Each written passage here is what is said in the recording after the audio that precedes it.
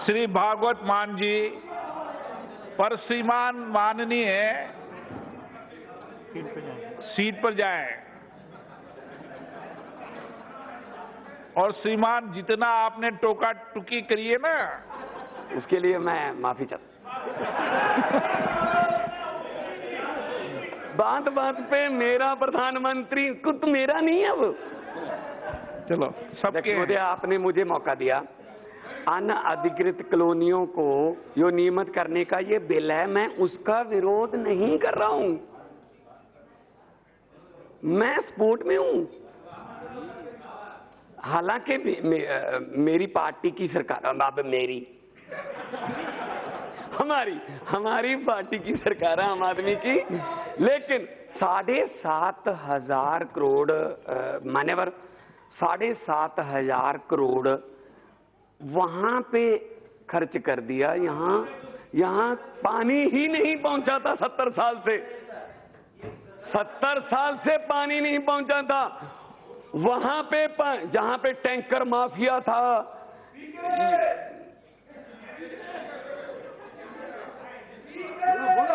नहीं tanker mafia था, तो यहां तो फिर कांग्रेस और दोनों की थी ना।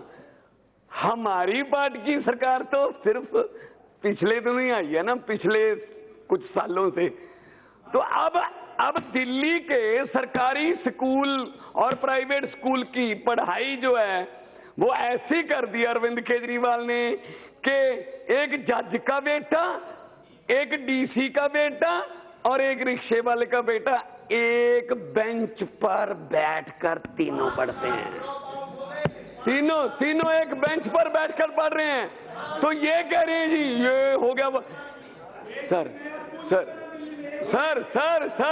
इनको इसका मतलब इनको जानकारी नहीं है, इसका मतलब इनको जानकारी नहीं है। अरविंद केजरीवाल ने वो काम कर दिया जो इनको पता ही नहीं। हाँ, दुख बहुत है भाई, इनको दुख बहुत है भाई, दुख है क्योंकि वो दिल्ली नहीं जाएगी। अगली बार भी दिल्ली जीत रहे हैं हम, तो क्या करें फिर। अब देखो ये मेरी कर रहे हैं, दिल्ली इनकी नहीं है, दिल्ली अब इनकी नहीं है। राजधानी में 3 एमएलए हैं, राजधानी में 3 एमएलए मान्यवर, राजधानी में 3। एमसीडी किसकी है, डीडीए किसका है, वो सब आपका है। अब रविदास का मंदिर तोड़ देते हो, सब कुछ हो जाता है। तो अरविंद केजरीवाल का कसूर क्या है? बैठिए विदुड़ी साहब, आराम से बैठिए। मतलब मान्यवर मतलब राजधानी में 3 एमएलए के, कांग्रेस का तो कोई भी नहीं है। माननीय सदस्य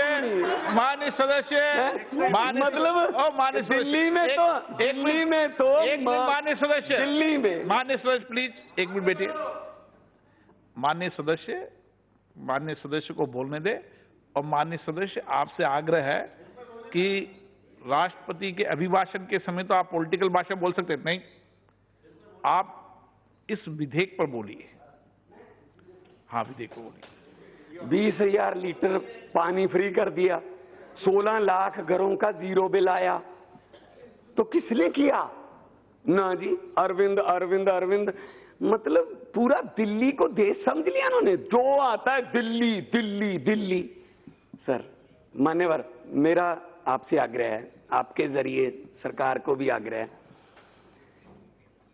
हम तो फिर जीत जाएंगे। बिल में लिखा है कि जीतने हारने का, हम जीत जाएंगे। फिर बिल में लिखा है कि जीतने हारने का, बस जीत जाएंगे सर। तो लेकिन इनको तो चुप करवाइए, इनसे दिल्ली चली गई इसलिए बस। हाँ, एमसीडी दिल्ली में 3 सरकारें हैं सर, एमसीडी, डीडीए और अरविंद केजरीवाल। मतलब बैठिए, माननीय सदस्य ने वरिष्ठ सदस्य ज्ञान दे रहे हैं आपको, लीजिए। डिमोनेटाइजेशन के बिल पर हम बहस कर रहे हैं, दिल्ली सरकार के कार्यकलाप पर बहस नहीं कर रहे हैं। अगर दिल्ली के कार्यकलाप पर बहस करना हो तो उसके लिए अलग से समय तय कर दीजिए, डिबेट हो जाए।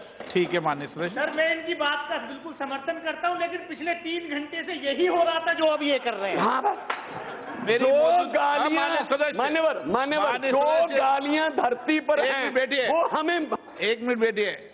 हो रहा होगा, मेरी मौजूदगी में विधेयक के अलावा कोई शब्द बोला ज्यादा, इसके अलावा तो मैं नेक्स्ट माननीय सदस्य को बुला दूंगा। बोलिए, आप बिल पे बोलिए। Thank you very much. अब मुझे मौका मिला है आप भी शांत रहिए, उनको बिल पे बोलने दीजिए। मान्यवर, मैं बहुत बड़ा स्टायरिस्ट हूं, मतलब मैं अपनी इज्जत बहुत करता हूं। मैं अपने आप को मान साहब कह के बुलाता हूं। Chatty begins at home. अगर मैं मान साहब नहीं कहूंगा तो फिर मुझे कौन कहेगा? कोई नहीं कहेगा फिर। तो सर मुझे ये बता दीजिए,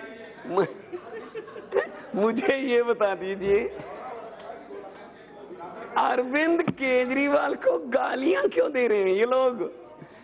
देखो, हम अनअधिकृत कॉलोनियों को नियमित करने का बिल जो कैबिनेट ने 2015 में नवंबर 2015 में कैबिनेट ने पास कर दिया था, जो दिल्ली की कैबिनेट ने अब तक लागू क्यों नहीं किया?